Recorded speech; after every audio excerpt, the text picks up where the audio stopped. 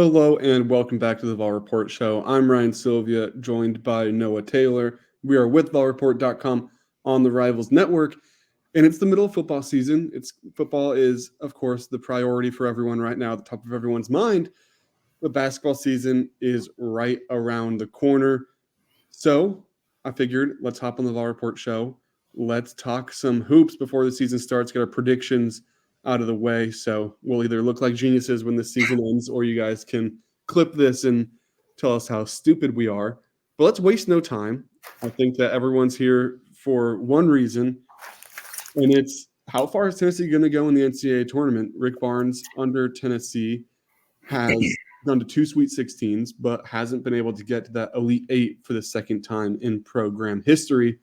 So Noah, we'll start with you.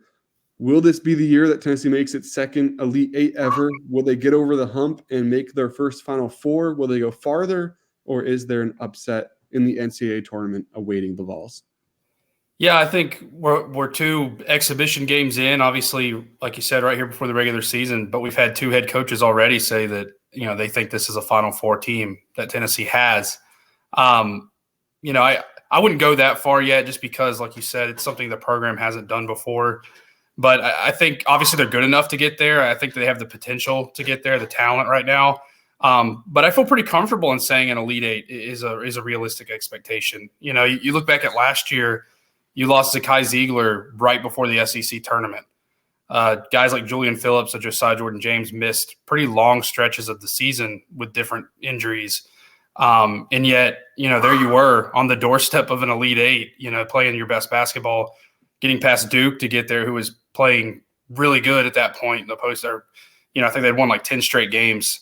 You beat them, and then there you are in the Sweet 16. So they were really close last year to making that Elite Eight. And if they get there this year, like you said, that's a feat in itself because the program's only done that one other time. But I think right now, as we sit here on November 3rd, just a couple of days before the regular season, I think the Elite Eight is a good spot for them to be in right now. But like I said, potentially they have the talent to go further for sure.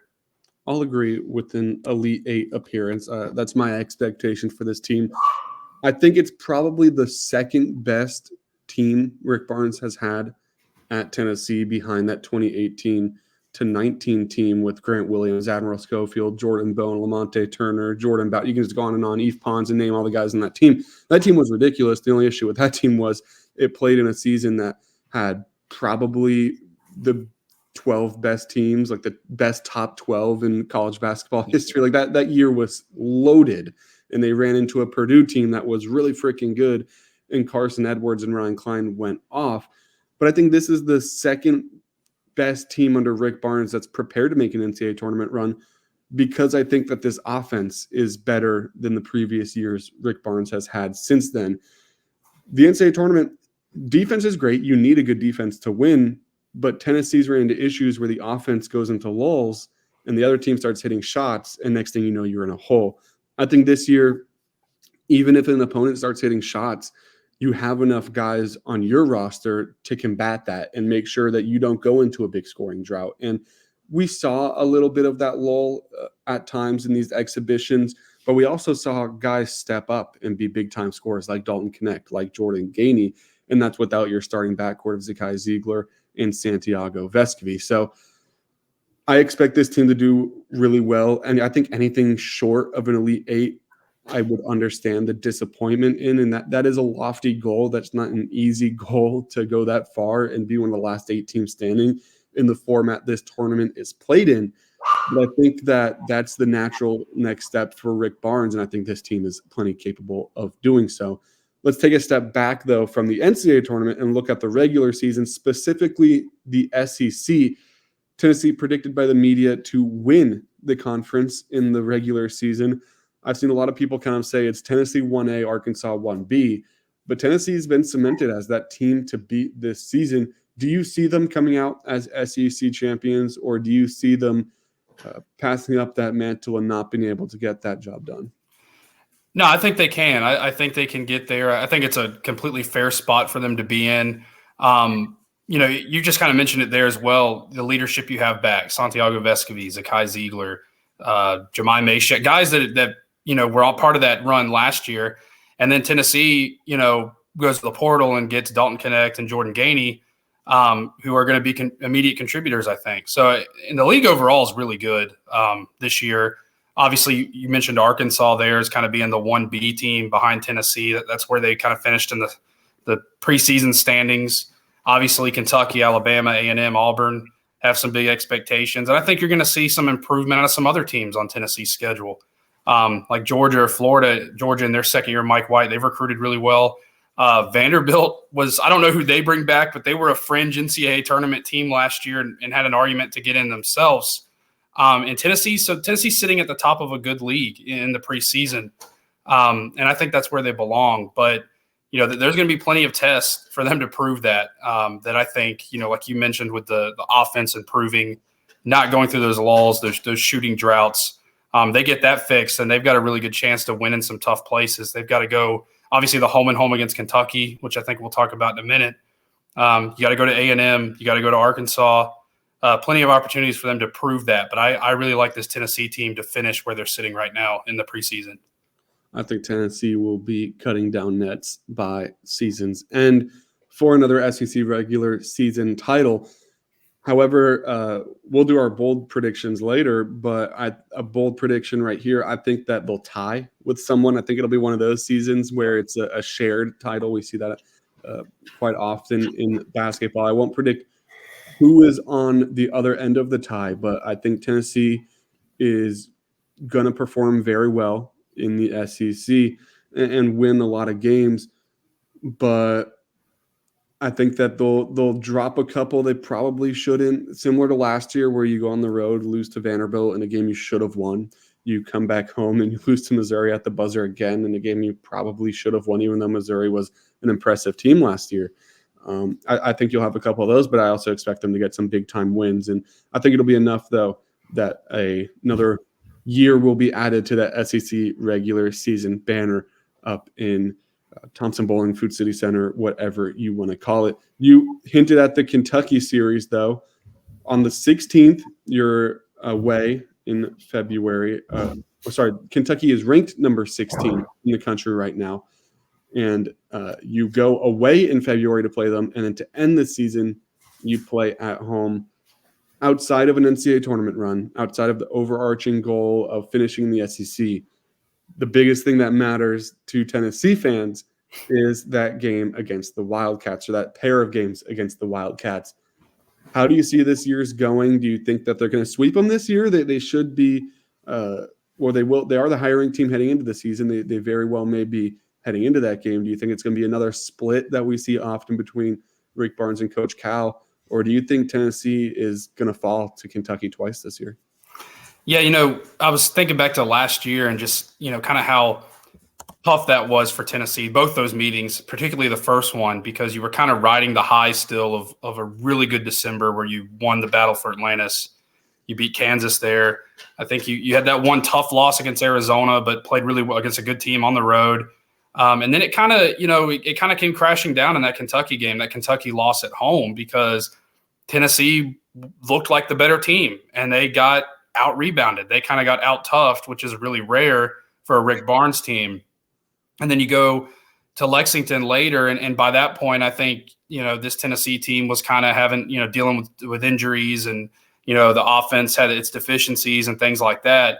This year, though, Rick Barnes has had a tremendous amount of success against Kentucky. Last year was a little bit of a different because they lost to him twice.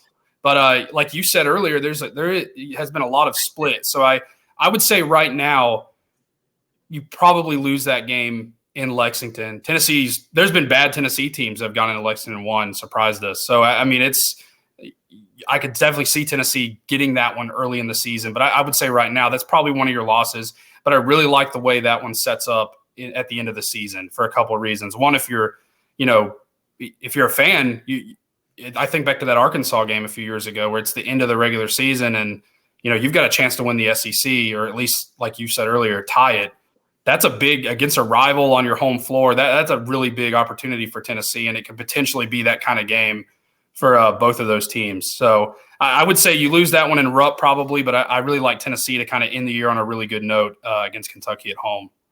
Yeah, I think Tennessee fans would be pretty happy if they could finish out the season with a win over Kentucky and cap it off by cutting down nets for an SEC regular season title.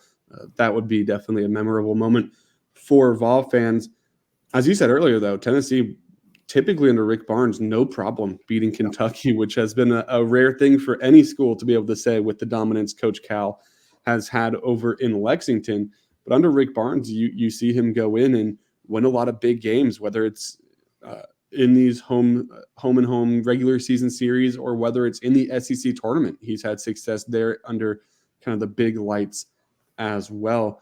I think Tennessee's going to go 2-0 against Kentucky this year. You said earlier, too.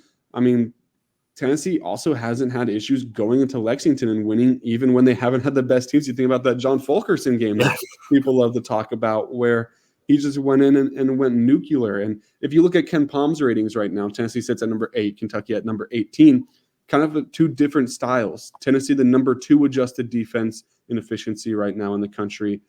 On offense, 33. For Kentucky, the 10th best offense, according to Ken Palm, but the 35th best defense. I think with the expected jump that I have for Tennessee's offense, that will be kind of the difference maker. I think Tennessee's defense is going to be able to do enough to stop what Kentucky's trying to do and to limit what their offense is capable of, while the offense is able to put up enough points. So I expect Tennessee to go 2-0 in that series, which would be, of course, a big deal and kind of get them back on track after they lost 2 in a row last season.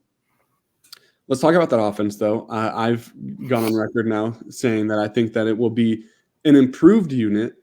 How do you see this offense doing? Do you think that this is going to be an offense under Rick Barnes that maybe can limit some of those lulls and finds that extra gear? Or do you expect it to be one of those Tennessee offenses that, maybe they go 5 or 6 minutes and they can't make a field goal and they let a team scratch back in that they shouldn't? No, I totally agree with you that it'll be better. Maybe the best we've seen, at least in a very long time under Barnes. And I think it's, like you said, the depth that they brought in. I mean, you obviously have Santiago Vescovi, Zakai Ziegler, Josiah Jordan-James. Jemai Mashek's a guy that's, he had some decent, kind of runs last year offensively as well, showed some potential there. So you've got all those guys on the floor that can do it. And then, the team, the coaching staff was very intentional when they went to the transfer portal and pulled out Dalton Connect and Jordan Gainey for that very reason, to improve this offense. And we've got it's a small sample size right now, but you can't help but be impressed with what they've done in those 2 exhibition games, particularly at Michigan State, with how they both took that game over. Again, without Vescovi on the floor, without Zakai Ziegler on the floor. I think you're going to see some games like that where, now you don't have that, okay, well, which one of these 3 is going to take over the game? Now we've got 4, 5, 6 options. And that's not even to mention some of the freshmen like Freddie DeLeon, who sat out last year as a mid-year enrollee and is now back and able to contribute. So, I think this is going to be a team, just because of the depth, where it's going to be marked improvement offensively. And I think they just have no choice but to be, because you've just got so many options. I've mentioned that 2018-19 team a few times already. That's kind of, I think, the gold standard for Tennessee. What ideally, not realistically, but ideally you want to be as good as that team every year, of course. If you look at their points per game, it sits at 82. I don't think Tennessee gets up to that point, but I do think it's improved over the 70.8 mark that we saw from Tennessee a year ago. I think it's going to sit somewhere in the mid 70s to high 70s, and I think that's a really good point to be at with how good this defense is. So, as you said, they don't have to just rely on 1, 2, or 3 guys. They have a lot of options, and you can kind of maybe go into games, and it's almost like Tennessee's running back room for football, where you go into games and you're like, all right, whose game is it going to be? We know someone's going to rush for 100 yards, but who's it going to be? It might be a similar situation in basketball this year, where you go into a game and you kind of figure someone's going to put up near 20 points, if not more. But is it going to be Vescovi? Is it going to be Josiah? Is it going to be Dalton Connect? Is it going to be Zakai? And you can kind of go down the list of all these guys that are capable of doing so. So I also expect this offense to take a jump from last year. I don't think it'll be the best offense under Rick Barnes that he's had because of that 2018-19 team.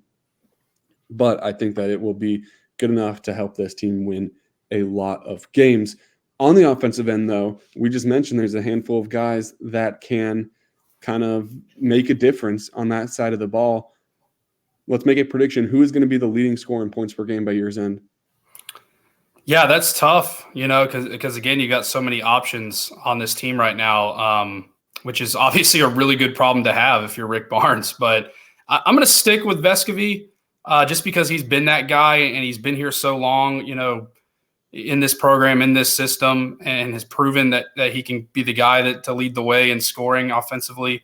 He was obviously the leading scorer last year. I wouldn't be surprised to see somebody else do it, certainly, because of the pieces they have, like a Dalton Connect maybe taking up that mantle. But I think right now I'm just going to stick with Vescovy as my safe bet.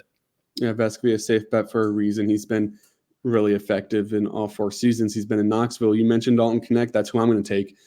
He's been the guy in the preseason that's kind of handled a lot of the scoring duties. Of course, we've mentioned earlier Vescovy and Ziegler inactive for those games, so we haven't seen how he plays with them and the shot selection that they have. And of course, it's kind of expected that the newcomers get used to everything in those exhibitions more than the guys that are heading into their 5th season, like a Josiah Jordan-James. But his ability to score has been really impressive to me. We've seen him in practice, and he makes a lot of difficult shots. And we had Josiah Jordan-James talk very highly of him the other day when we talked with him and said that he's one of the best shooters that he's seen while at Tennessee. So I have high expectations for Dalton Connect. He was able to do it last year at a much smaller school. And of course, the competition is going to be better. And he's probably not going to be able to put up as many points per game with a better roster around him as well, having to share some of those shots. But I think Dalton Connect could very easily come in and lead this team in scoring, kind of be that most consistent guy on the offensive end.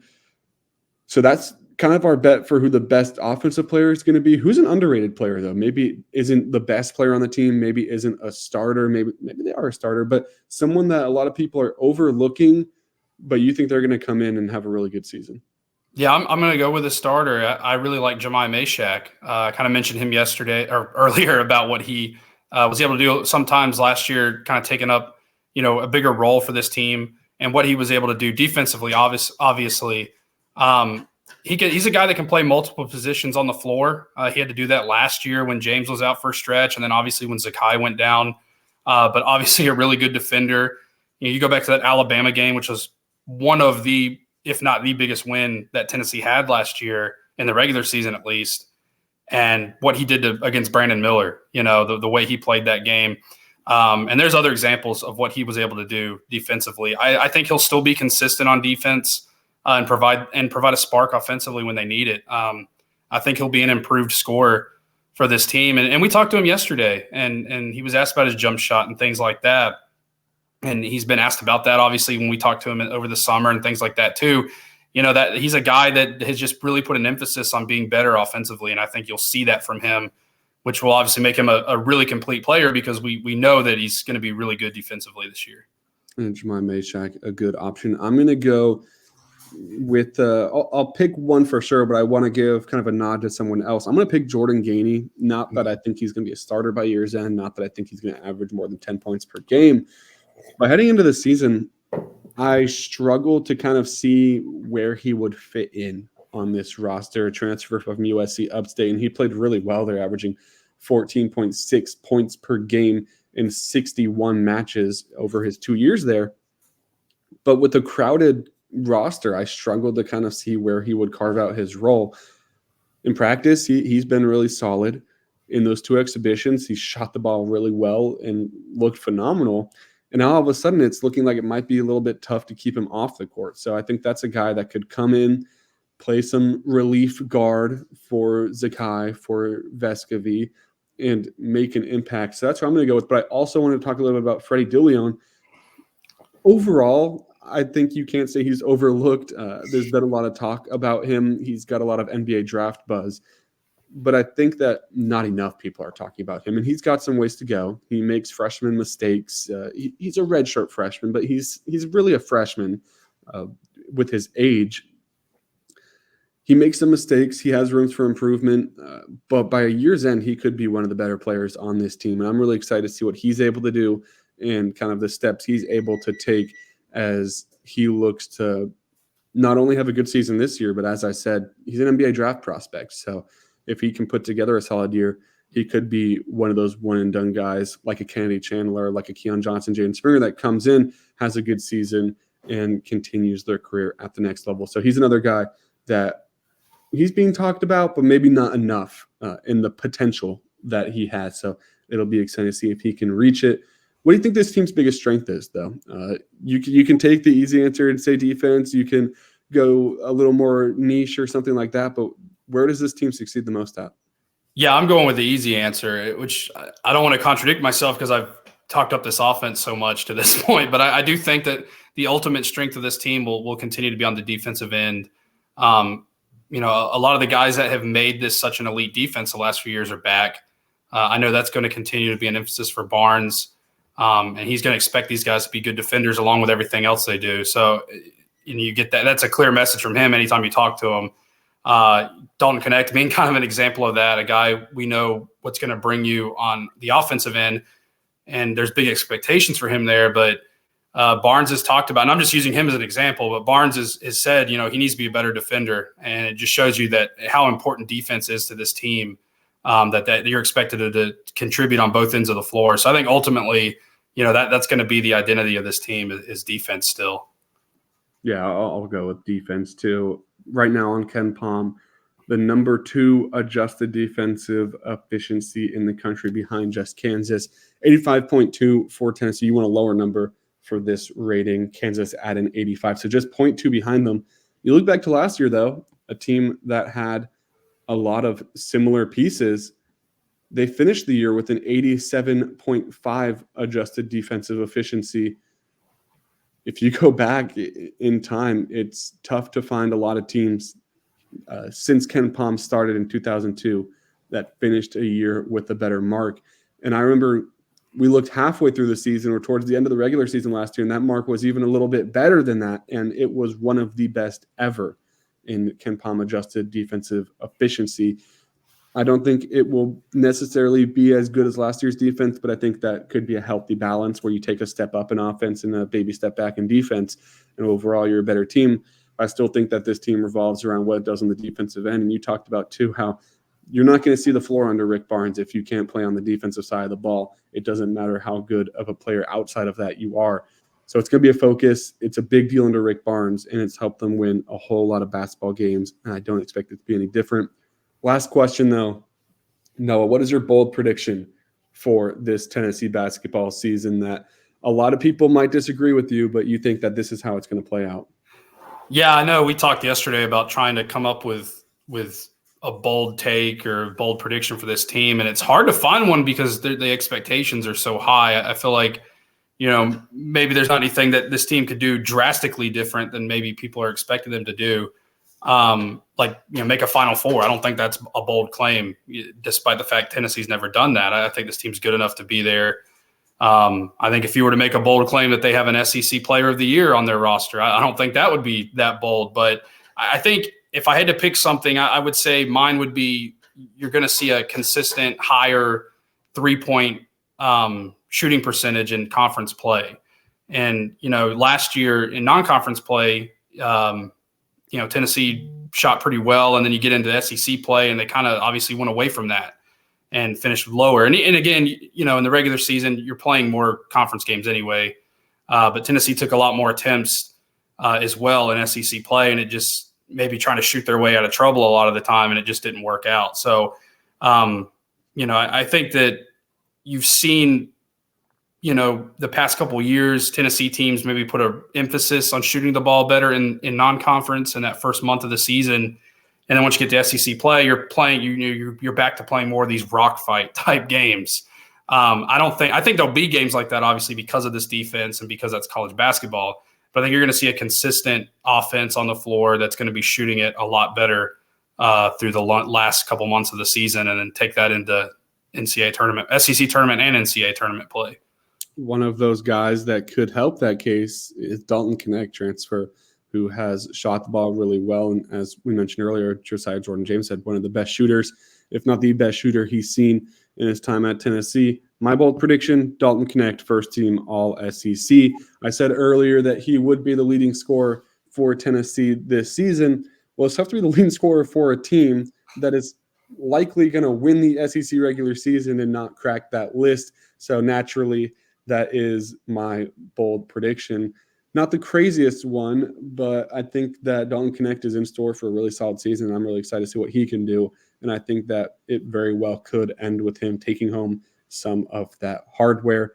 That'll do it all for us here today, though, at the VolReport Show. Thank you guys for listening and watching and supporting us. Over to VolReport.com to get all of your information as football season starts to come to a close. Just a handful of games left. UConn this Saturday before heading to the road against a really good Missouri football team before coming back home to play Georgia and then Vanderbilt. And then, of course, a bowl game.